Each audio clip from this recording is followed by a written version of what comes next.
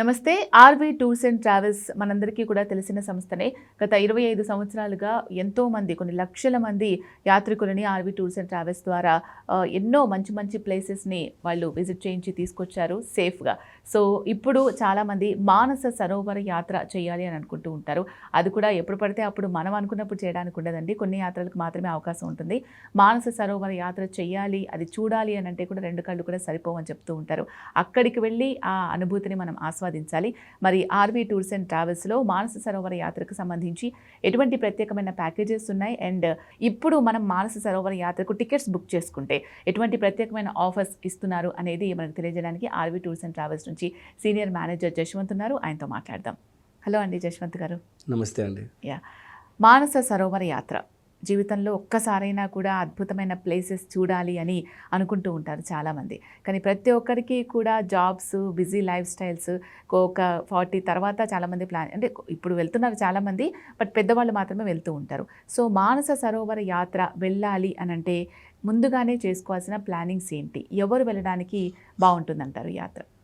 మానస సరోవర యాత్రకు సంబంధించి మీరు అన్నట్టుగా యాత్ర వెళ్ళాలి అనుకుంటే ఒక 4 months బిఫోర్ నుంచే వాళ్ళ డైలీ రొటీన్లో చేంజెస్ చేసుకోవాలి. కొన్ని వర్కౌట్స్ చేయాల్సి ఉంటుంది. తర్వాత హెల్త్ పరంగా కంప్లీట్ ఫిట్గా ఉంటేనే అక్కడికి వెళ్ళిన తర్వాత యాత్ర అనేది సక్సెస్ఫుల్గా ఎంజాయ్ చేయగలరు అనమాట. ఎందుకంటే అన్ని టూర్స్లో వెళ్ళినట్టుగా లైక్ ఇప్పుడు అమర్నాథ్ కానీ చార్ధామ్ కానీ ఏంటంటే రెగ్యులర్గా వెళ్ళిపోవచ్చు. ఇక్కడ మనం ఏంటంటే ఇండియాలోనే మన టెంపుల్స్ అన్నీ కూడా ఉన్నాయి, అవన్నీ కూడా ప్లస్ ఎక్కడికి వెళ్ళినా మనకి ఆక్సిజన్ రిలేటెడ్ ప్రాబ్లమ్స్ అనేది ఉండవన్నమాట. కానీ ఈ కైలాష్ మానసరోవర్ యాత్ర వెళ్ళినప్పుడు మనం చాలా హైట్కి వెళ్ళిపోతాం అనమాట. అంటే మనం ఉన్నటువంటి సీ లెవెల్ నుంచి నియర్ అబౌట్ ఒక 15 నుంచి 17,000 feet హైట్కి వెళ్ళిపోతాం అనమాట. సో అక్కడికి వెళ్ళిన తర్వాత మన హెల్త్ కండిషన్ ఎలా ఉంటుంది ఏంటి అనేది ఎవరు చెప్పలేం. సో అందుకు కాబట్టి ప్రీ ప్లాన్డ్గా మన డైలీ రొటీన్ కూడా చేంజ్ చేసుకోవాల్సి ఉంటుంది. ఎలా అంటే ఒక 4 months బిఫోర్ నుంచే డైలీ వాకింగ్ చేయాలి కంపల్సరీ. తర్వాత యోగా చేయాలి, మెడిటేషన్ చేయాలి. తర్వాత లంగ్స్కి సంబంధించి ఏదైనా ప్రాబ్లమ్స్ ఉంటే ముందుగానే మనం డాక్టర్ని కన్సల్ట్ అయ్యి వాటికి సంబంధించిన మెడికేషన్ అనేది తీసుకోవాల్సి ఉంటుంది అనమాట. ప్లస్ మన ఫుడ్ హ్యాబిట్స్లో కూడా ఏంటంటే చాలా చేంజెస్ చేసుకొని కంప్లీట్ ఫిట్ అవ్వాల్సి ఉంటుంది అనమాట. సో ఈ విధంగా ఇవన్నీ చేయడం వల్ల అక్కడికి వెళ్ళిన తర్వాత ఎక్కడ మనం సిక్ అవ్వడం కానివ్వండి, లేకపోతే ఎక్కడైనా హాస్పిటలైజ్ అవ్వడం కానివ్వండి ఏమీ ఉండదు.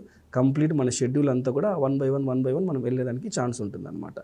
ఎందుకంటే ఇప్పుడు కైలాష్ మానసరోవర్ యాత్ర అనేది ఇంచుమించుగా చూసుకుంటే మనం హైదరాబాద్లో ఉన్న దానికంటే కూడా సుమారుగా 15,000 నుంచి 17,000 అడుగుల ఎత్తుకు వెళ్తామన్నమాట. సో అక్కడికి వెళ్ళిన తర్వాత ఎవరం ఎలా ఉంటాం అనేది ముందే గెస్ చేయలేం. సో కాబట్టి ముందుగానే ఈ ప్రొసీజర్ అంతా ఫాలో అయ్యారనుకోండి, అక్కడికి వెళ్ళిన తర్వాత ఎటువంటి ఇబ్బంది ఉండదన్నమాట. సో యాత్రకు సంబంధించి చూసుకుంటే మన దగ్గర 13 nights 14 days టూర్ ఉందన్నమాట. సో అప్ టు కాఠ్మండు వరకు ఫ్లైట్ ఇచ్చేస్తాము.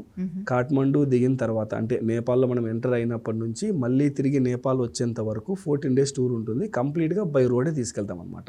సో అక్కడ ఫ్లైట్స్ కానివ్వండి, హెలికాప్టర్ కానివ్వండి ఏమీ ఉండదన్నమాట. So complete step by step వెళ్తూ ఉంటాం. సో ఇందులో ముఖ్యంగా ప్లేసెస్ చూసుకుంటే కూడా మనము కాఠ్మండులో ఉన్నటువంటి పశుపతినాథ్ టెంపుల్, కాఠ్మండులో ఉన్నటువంటి టెంపుల్స్ ఇవి కవర్ చేస్తాము. అలాగే మానస సరోవరం అంటే మానస సరోవరం లేక్లో మనం స్నానము, అలాగే కైలాస శిఖర దర్శనము, ప్లస్ కైలాస శిఖరం యొక్క పరిక్రమ ఇవి మాత్రమే ఉంటాయి. కానీ ఏంటంటే యాత్ర టైం మాత్రం 14 days ఉంటుందన్నమాట. ఇది ఎందుకు ఇలా ఉంటుందంటే యాత్రకు సంబంధించి స్టెప్ బై స్టెప్ వెళ్తాం అనమాట. సో ఒకేసారి కింది నుంచి పైకి వెళ్ళలేం కనుక మనం స్టెప్ బై స్టెప్ అనేది యాత్ర చేసుకుంటూ వెళ్తాం. సో ఫస్ట్ మనం కాఠ్మండు రీచ్ అయిన తర్వాత కాఠ్మండులో ఉన్న టెంపుల్స్ అన్నీ కవర్ చేసుకొని నెక్స్ట్ మన సరోవర్ యాత్రకి వెళ్ళడానికి, కైలాష్ మానసరోవర్ యాత్రకి వెళ్ళడానికి సంబంధించిన రిక్వైర్మెంట్స్ ఏవైతే ఉన్నాయో వాటన్నిటిని నీట్గా ప్యాక్ చేసుకొని అక్కడ ఉన్నటువంటి మన నేపాల్ టీం ఎవరైతే ఉన్నారో క్లియర్గా మళ్ళీ ఒకసారి యాత్ర గురించి బ్రీఫింగ్ ఇస్తారనమాట. సో లోకల్గా అక్కడ నుంచి మనకు సపోర్టర్స్ ఎవరైతే ఉన్నారో ఫాలో అవుతారనమాట. సో అక్కడ నుంచి మనం నేపాల్ నుంచి మనం చైనాలో ఎంటర్ అవుతాం. సో చైనాలో ఎంటర్ అయిన తర్వాత అక్కడ ఉన్నటువంటి క్లైమేట్కి మనం సెట్ అవ్వడానికి ఒక 2 days రెస్ట్ అనేది ఇస్తాం. సో వెళ్ళిన రోజు రెస్ట్ తీసుకుంటారు. దాని తర్వాత రోజు అంతా కూడా అక్కడ ఉన్నటువంటి క్లైమేట్కి మనం సెట్ అవ్వడానికి అంటే మన హెల్త్ కండిషన్ అంతా కూడా సెట్ అవ్వడానికి అక్కడ 1 day అక్లిమటైజేషన్ కోసం స్టాప్ చేస్తాం అనమాట.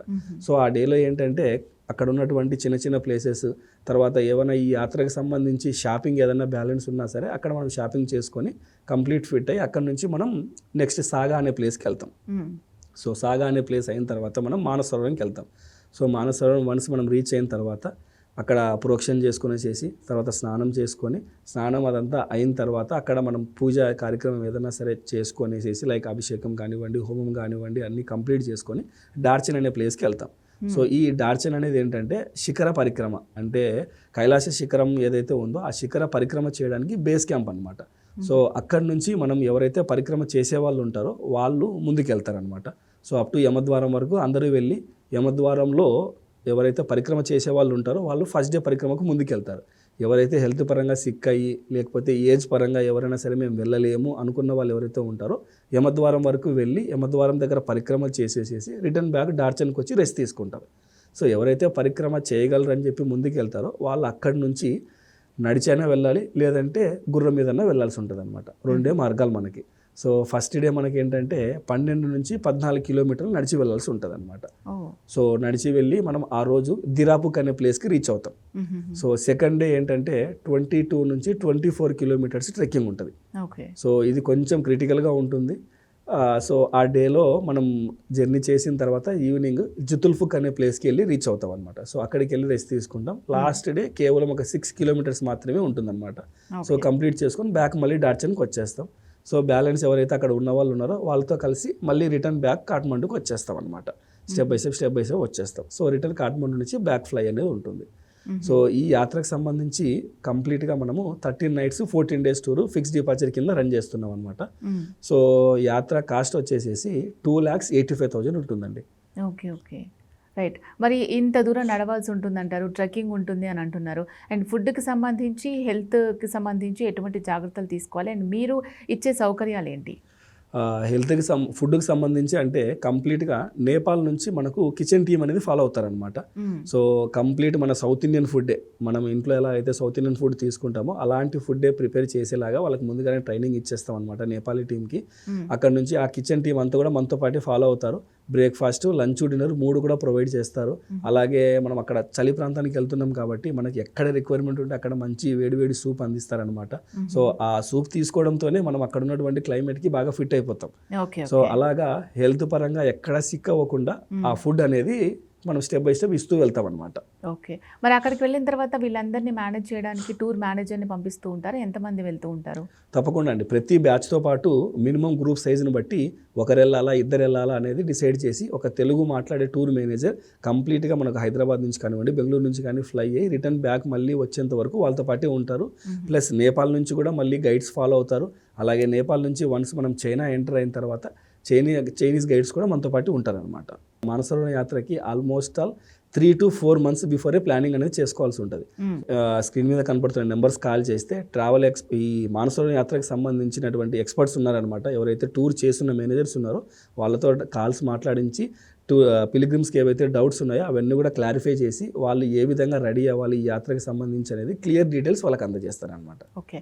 గ్రూప్ ఆఫ్ పీపుల్ వెళ్తే వాళ్ళకి ఇంకేమైనా ప్రత్యేకమైన ఆఫర్స్ ఉంటాయా? తప్పకుండా అండి. సో ఆ గ్రూప్ సైజుని బట్టి ఆ ఆఫర్స్ అనేది డిసైడ్ చేసి వాళ్ళకి ఇస్తారనమాట. ఓకే. ఇంత లాంగ్ టూర్ మేము చేయలేము, ఓన్లీ పరిక్రమ మాత్రమే చేస్తాము అని అంటే వాళ్ళకి ఏమైనా తక్కువ బడ్జెట్లో అది సాధ్యమవుతుందంటారా? కష్టం అండి. ఎందుకంటే ఈ యాత్ర అనేది కంప్లీట్గా ఈ పీరియడ్ ఏదైతే మనం డిసైడ్ చేసుకుంటామో 13 nights 14 days ఈ యాత్ర కంపల్సరీ చేయాల్సిందే. ఒకవేళ మనం స్కిప్ చేసుకుంటే కాఠ్మండూలో ఉన్నటువంటి స్కైట్ సిమ్ స్కిప్ చేసుకోవాలి అంతే తప్పితే ఇంకా వేరే ఎక్కడ డేస్ తగ్గించడానికి కూడా లేదనమాట. కస్టమైజ్ చేసుకోవడానికి ఉండదు మ్యాక్సిమం. రైట్. ఓకే జశ్వంత్ గారు, మానస సరోవర్ యాత్రకు సంబంధించి ప్రేక్షకులకున్న అన్ని డౌట్స్ క్లారిఫై చేశారు. Thank you so much. Thank you అండి.